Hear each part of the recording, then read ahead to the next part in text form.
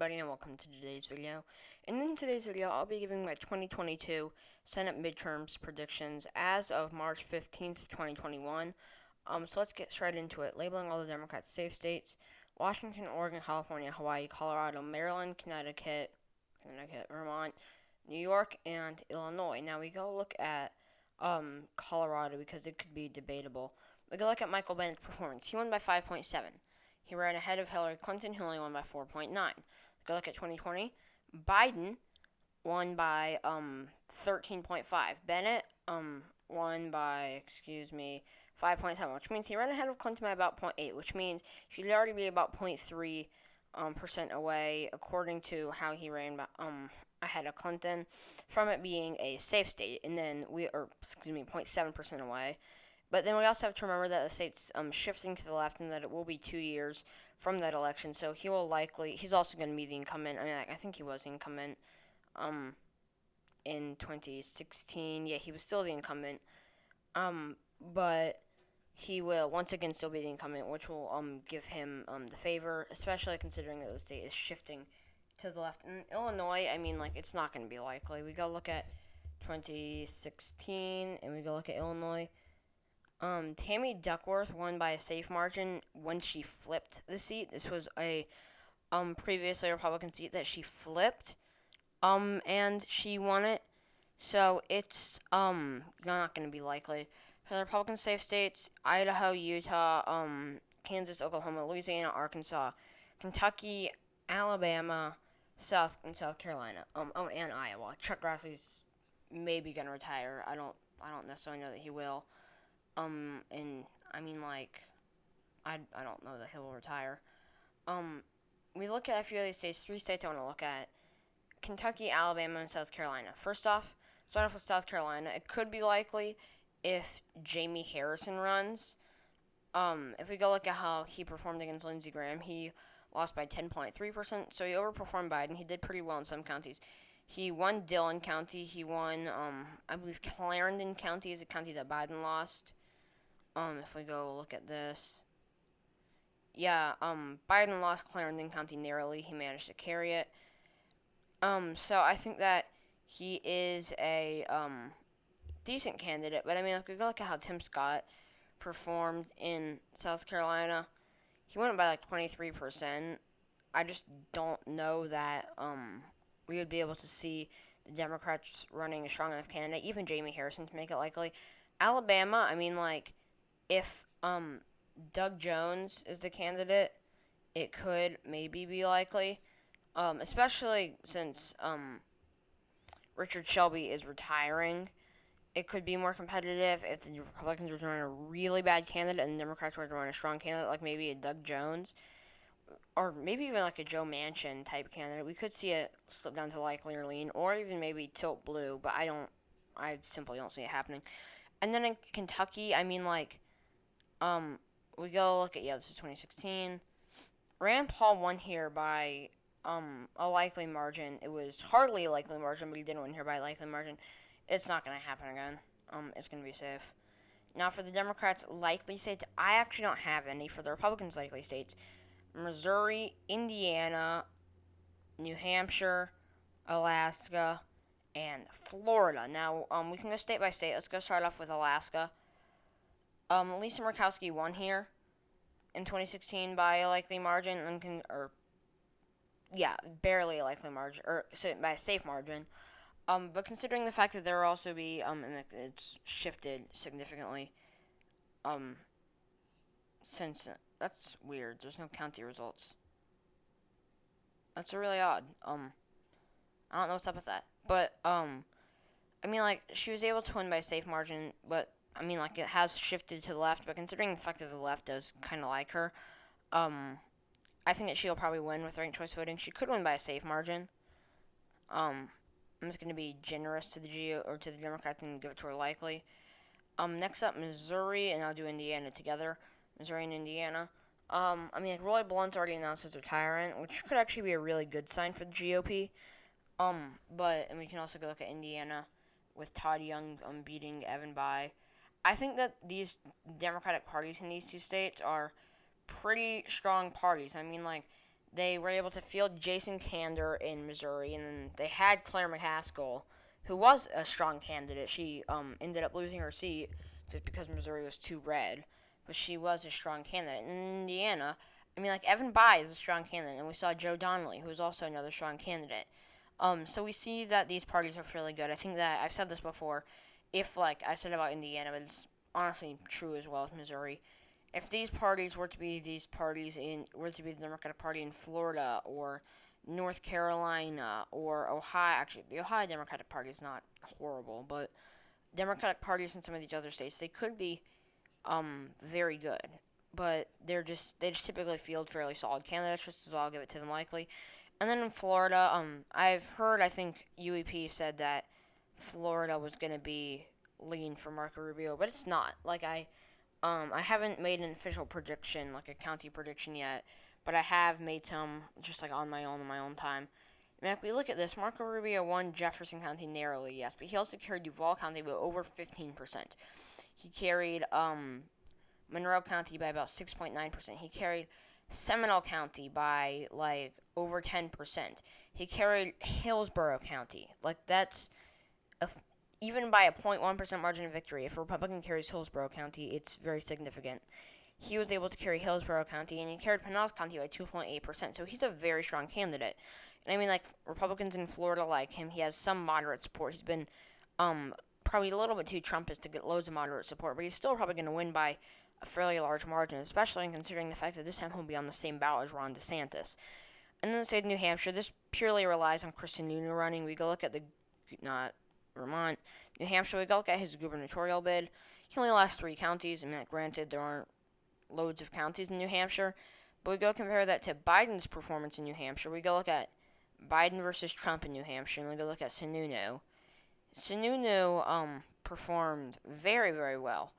And then we go look at Maggie Hassan in 2016. I mean, yes, this was a flip, so she won this one narrowly. She won it by a little over 1,000 votes. Actually, sorry, a little over 100 votes. No, a little over 1,000 votes. I was just looking in the hundreds. That would have been like 17 votes. It was like 1,017 votes. So she narrowly beat Kelly Ayotte. So it was a close race.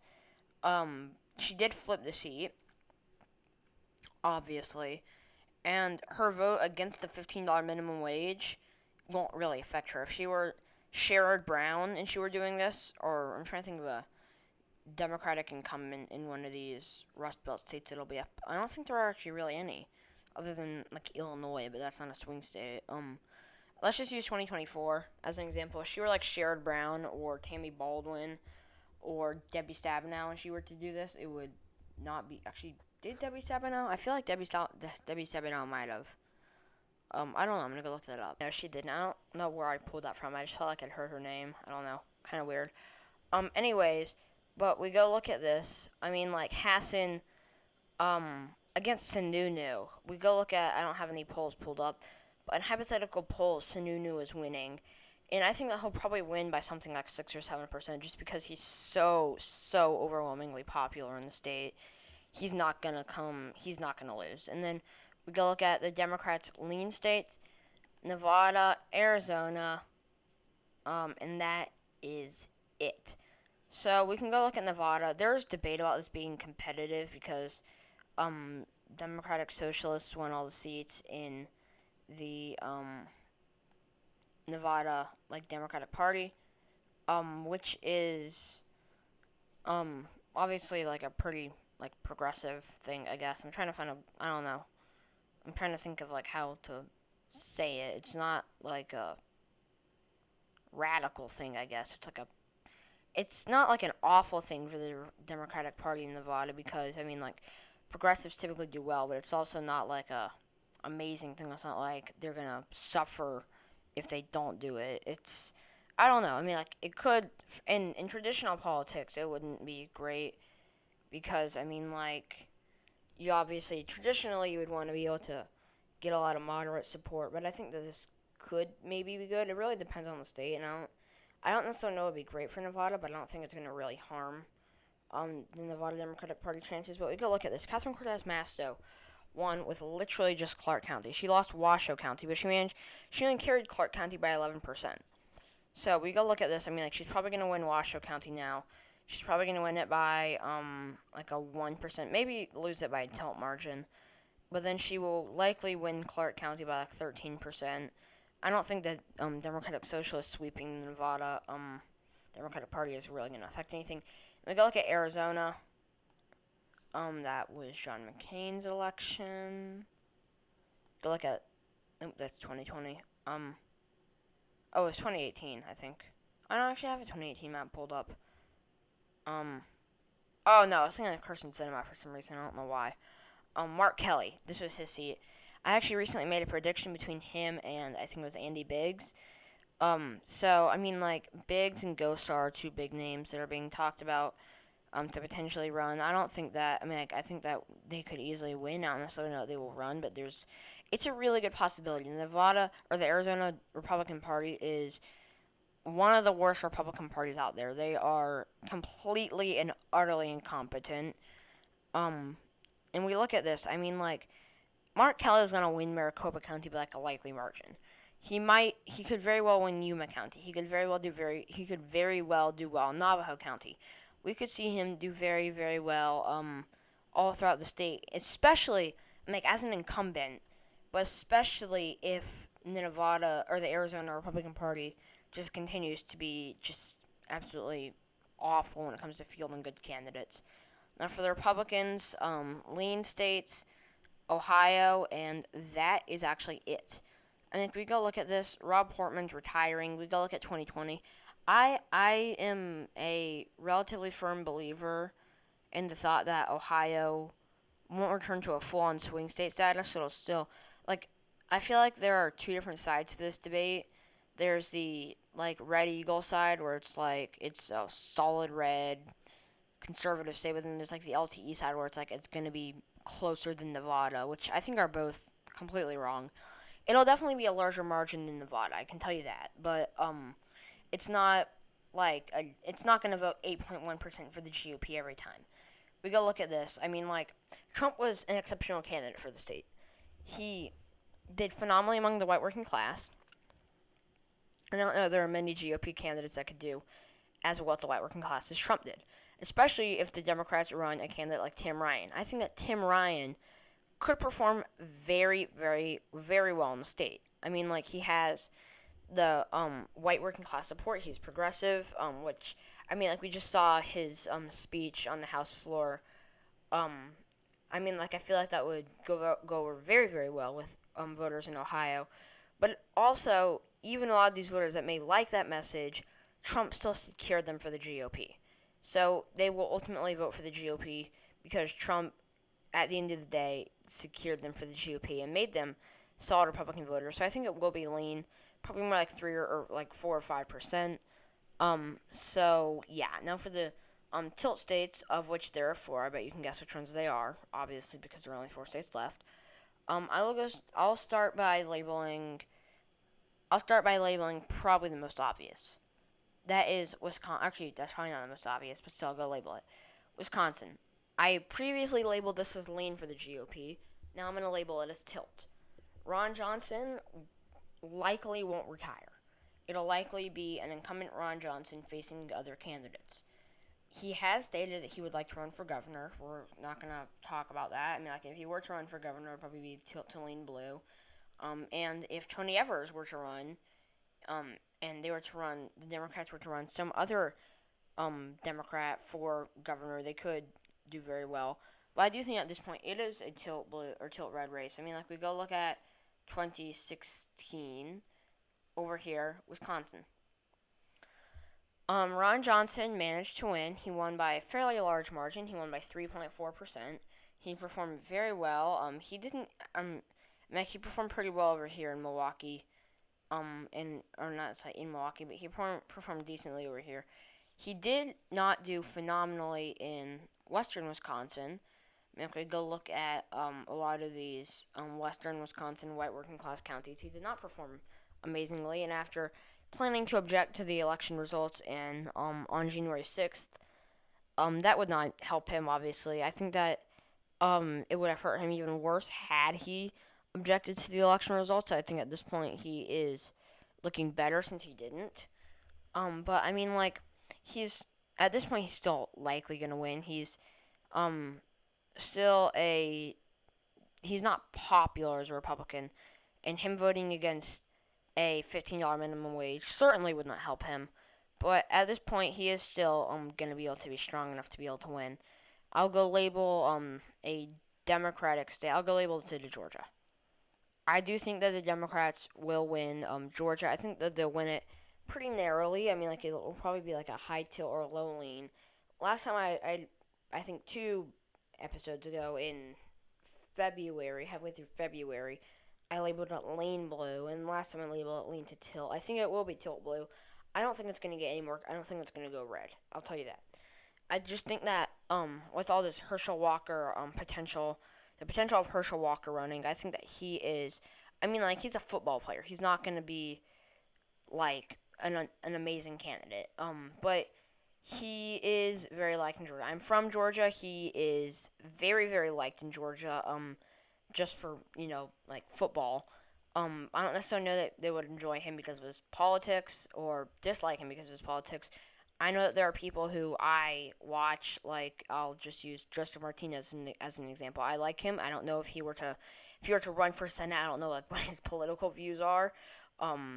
So I mean, like, I wouldn't, like, not vote for him just because I don't know his political views. But I don't know, like, a lot of this, and even though I may like him, I might vote against him. So I don't necessarily know. I do think that Herschel Walker, I mean, like, I don't necessarily know that he would have. A lot of these Trumpists don't have suburban support. I don't necessarily know that he would have suburban support.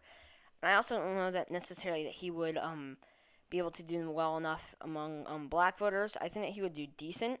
But I still think at the end of the day, Raphael Warnock would probably win. And if it's Kelly Loeffler or David Perdue or Doug Collins or any of these people, they're going to lose by lean margins. Raphael Warnock beat Kelly Loeffler by a lean margin. John Ossoff beat David Perdue by a lean margin. Doug Collins would probably be their best chance after Herschel Walker, but he's not going to be able to do well enough. I don't think to be able to win to win, period, but to lose by anything bigger or anything smaller than like a high tilt. Now, I'll go label a Republican state. By the way, it will be, now you can probably guess, I think it'll be 50-50. Nope, not New York. Pennsylvania. So, I'll go start off with North Carolina. Looking at this, Richard Burr won by a large margin. He's not going to run again, though. He's already announced his retirement. I just think that a lot of this is a lack of great candidates from the Democrats. I mean, like, there aren't a whole lot of candidates. We could see I mean, like, Roy Cooper's not going to run. It's not even a discussion at this point. Roy Cooper won't run. We could see potentially V. Lyles, the mayor of Charlotte, running. She might be decent. There are also Republicans that are so bad of candidates that they could lose. I mean, that could be pretty good for the Democrats. Like Madison Cawthorn, if he were to run, it would be very, very close, I think. But, yeah, I don't think it's red enough or blue enough for it to be able to do anything. And also, I mean, like, the GOP would have to run a really bad suburban candidate, and I mean, like, I could see them doing that. I don't think that's an unrealistic thought. The GOP runs a bad suburban candidate. We've seen it happen countless times in recent years, but when it comes to, the Democrats running good suburban candidates, I don't necessarily know that they would. And then in the state of Pennsylvania, I mean, like, we go look at Pennsylvania in 2018. Tom Wolf, he's not running, obviously, but his running mate, John Fetterman, the lieutenant governor, was on the same ballot as him. I'm like, they were able to win, I don't even know the name of this county. Beaver County, okay. It's like a suburban county of Pittsburgh. Joe Biden lost it, and I think that Bob Casey lost it when he ran, or he won it when he ran, excuse me. But I think that, I mean, like, we go look at a lot of these areas. Fetterman's from Pittsburgh, which would help him. He might be able to win Beaver County, and we could see him do well in the suburbs in a lot of these areas. We could see him do very well in a lot of these Philadelphia suburbs. I mean, like, he could win Berks County, probably by a smaller margin than Tom Wolf, but he could win it. We could see him doing very well. I mean, like, they won Northampton County by a safe margin. So, I mean, like, unless I know that would happen, I think they would win it by a lot less, especially if the GOP runs a strong candidate. But I think that Fetterman is just a strong enough candidate among the white working class to do pretty well. So yeah, thank you guys so much for watching the video. If you enjoyed, please leave a like. Don't forget to subscribe if you aren't already. Stay tuned for my next video tomorrow. I'll probably be discussing how Democrats are hurting their 2022 Senate chances. And after that, I mean, like, I don't necessarily know what to make. I'm considering making some videos. Like, there was a quiz I found where it was like name every senator in like 10 minutes or something, and I may make a video doing that. I may make videos like playing some things like that. I may make a video playing the political machine, as each party, and just ultimately going over each party's easiest path to victory and how they can win. I don't know. I'm not quite certain what I should do. If you guys want me to do some videos like that, I would be glad to do them if you guys wanna. But yeah, I will see you all tomorrow. Bye.